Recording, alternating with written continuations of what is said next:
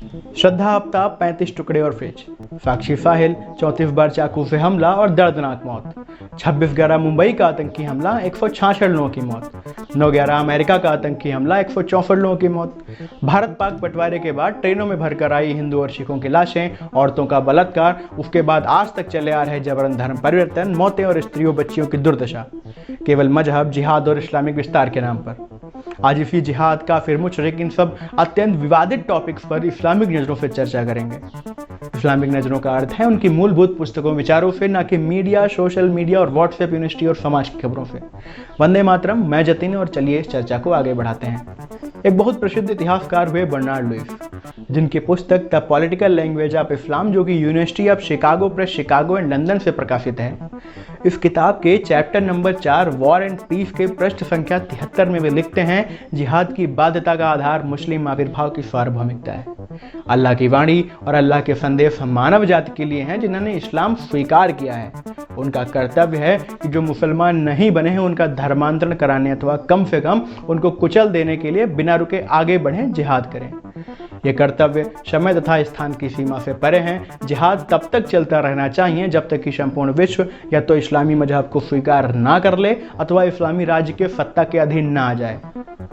खैर छोड़िए, इसे जाने देते हैं। अगर ऐसे ही इतिहासकारों, विद्वानों और इस्लामिक स्कॉलर्स के लेखों और बातों की चर्चा करेंगे तो बात भी बिगड़ सकती है और वीडियो भी बहुत लंबा हो जाएगा।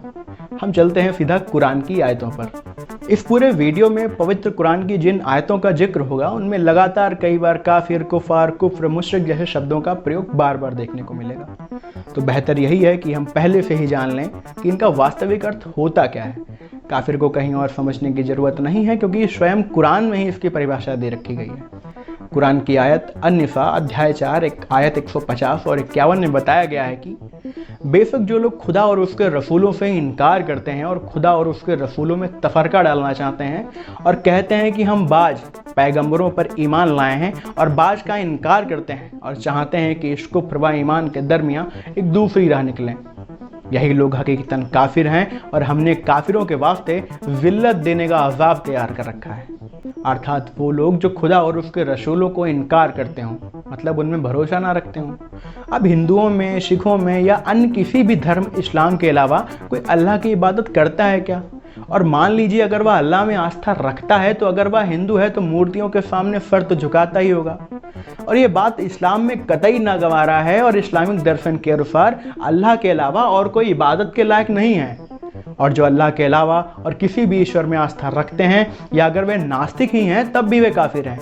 और मुशरिक का तो सीधा सीधा अर्थ ही होता है मूर्तियों की पूजा करने वाला या मूर्ति पूजक। ऐसे ही कुफ्र और कुफार का अर्थ भी काफिर जैसा ही है। चलिए अब देखते हैं कुरान की आयत सूरह अल-बकरा अध्याय 2 आयत 191।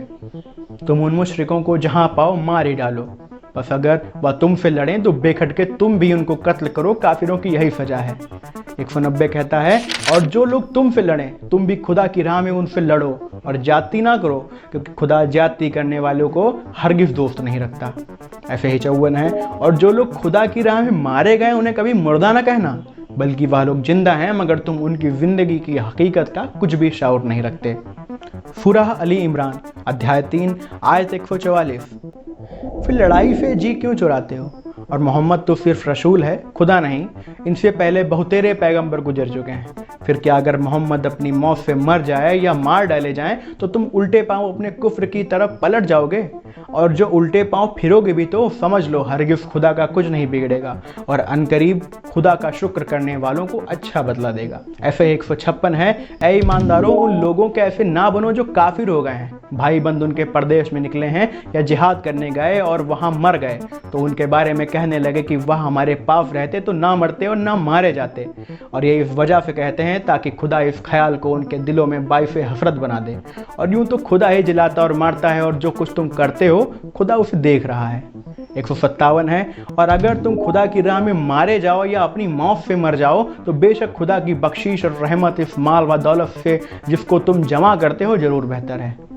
200 है कि ए ईमानदारों दीन की तकलीफ़ों को और दूसरों को बर्दाश्त करने की तालीम दो और जिहाद के लिए कमरे कस लो और खुदा से ही डरो ताकि तुम अपनी दिली मुराद पाओ।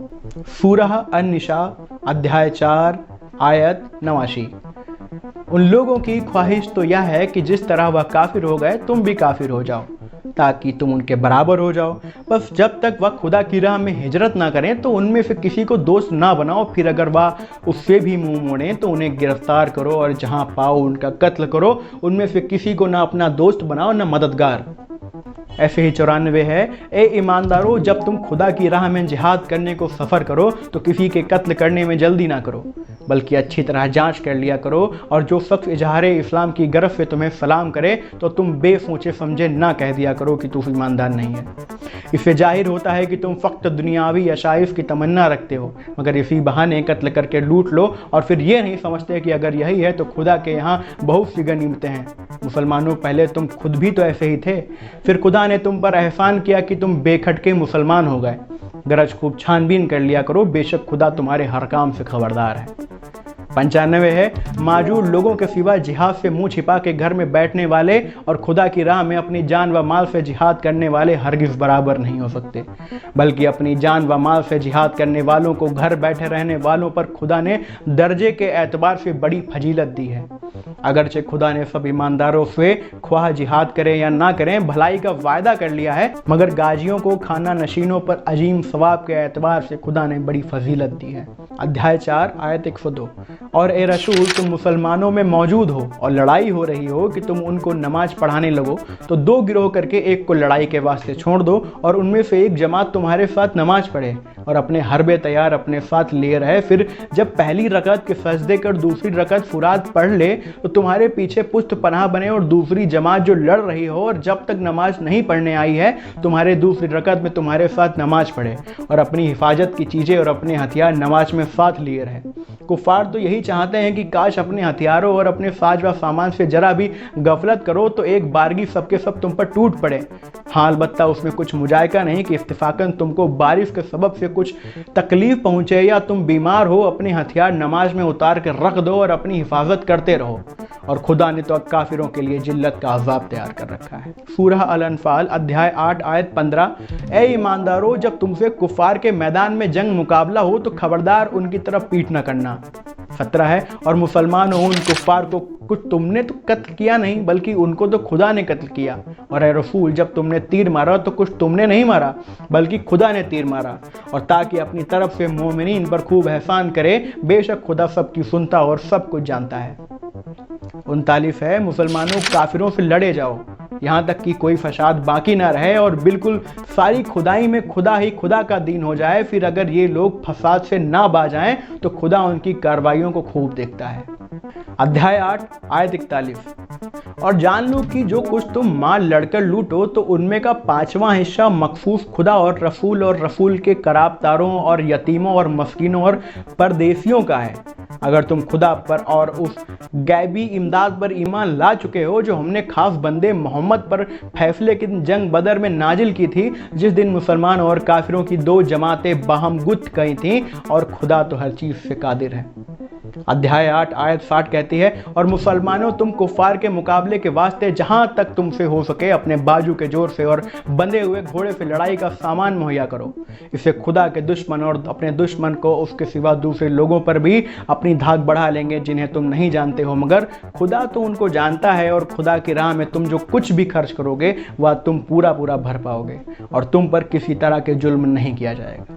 अध्याय 8 आयत 66 कहती है, अब खुदा ने तुमसे अपने हुक्म की सख्ती में तकफीम कर दी और देख लिया कि तुम में यकीनन कमजोरी है, और अगर तुम लोगों में साबित कदम रहने वाले 100 होंगे तो 200 काफिरों पर गालिब रहेंगे।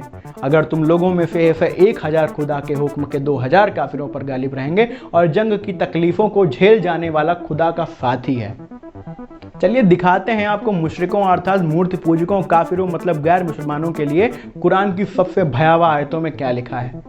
सूरह तौबा अध्याय 9 आयत 2 कहती है, तो ए मुशरिको, बस तुम 4 महीने ज़िकादा, ज़िल, हिज़्ज़ा, मुहर्रम, रजब तो चैन से बेखतर रोए ज़मीन में सैरो सियाह घूम फिर कर लो, और ये समझते रहे कि तुम किसी तरह खुदा को अजीज़ नहीं कर सकते, और ये भी कि खुदा काफिरों को जरूर रुसवा करके रहेगा।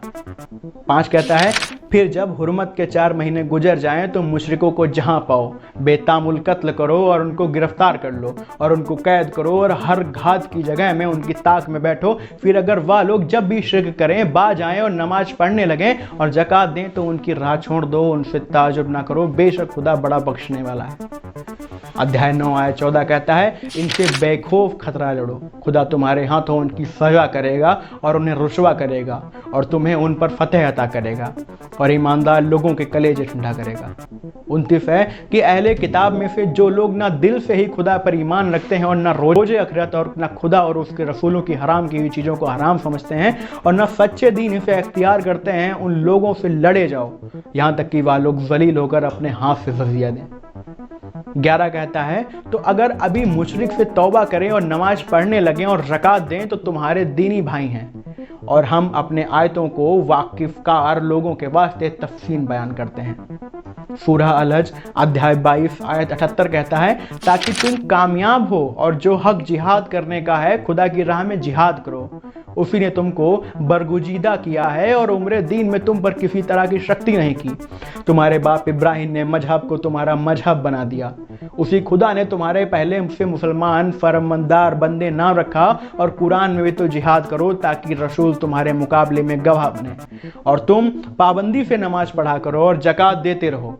खुदा ही के अहकाम को मजबूत पकड़ो और तुम्हारा सरपरस्त है तो क्या अच्छा सरपरस्त है और क्या अच्छा मददगार है। सूरह मोहम्मद अध्याय 47 आयत 4 कहता है, तो जब तुम काफिरों से भिड़ो तो उनकी गर्दनें मारो, यहाँ तक कि जब तुम उन्हें जख्मों से चूर चूर कर डालो तो उनकी मुश्कें कस लो और उसके बाद तो या तो एहसान रख कर छोड़ दो या मुआवजे लेकर, यहाँ तक कि दुश्मन लड़ाई के हथियार रख दे। याद रखो कि अगर खुदा चाहता तो और तरह उनसे बदला लेता, मगर उसने चाहा कि तुम्हारी आजमाइश के एक दूसरे से लड़वा कर करे और जो लोग खुदा की राह में यहीद किए गए हैं उनकी कारगुजारियों को खुदा हरगिज़ फकारत करेगा। सूरह अल फुरकान अध्याय 25 आयत 52 कहता है, तो आ रसूल तुम काफिरों की इतायत ना करना और उनसे कुरान के दलाइल खूब लड़ो। अध्याय 60 आयत 1 कहता है, ए ईमानदारों अगर तुम मेरी राह में जिहाद करने और मेरी खुशनुदी की तमन्ना में घर से निकलते हो तो मेरे और अपने दुश्मनों को दोस्त ना बनाओ। तुम उनके पास दोस्ती का पैगाम भेजते हो और जो दीन हक तुम्हारे पास आया है उससे वह लोग इनकार करते हैं। वह लोग रसूल और तुमको इस बात पर घर से निकालते हैं कि तुम अपने परवरदिगार खुदा पर ईमान ले आए हो और तुम हो कि उनके पास छुप छुप के दोस्ती का पैगाम भेजते हो।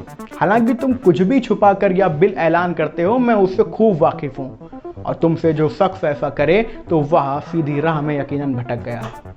तो यह थी पवित्र कुरान की नॉन मुस्लिम मतलब काफिरों, मुशरिकों, मूर्ति पूजकों के लिए संदेश। अब अगर किसी सेकुलर को यह लगता है कि मैं हेट फैला रहा हूं तो भाई मैंने केवल वही कहा है जो कुरान में लिखा हुआ है और जो लोग काफिर नहीं हैं तो उनको भी ऑफेंड होने की क्या ही जरूरत है। मैं तो इस्लाम का ही संदेश दुनिया को बता रहा हूं ना, तो आपको तो मेरा समर्थन करना चाहिए।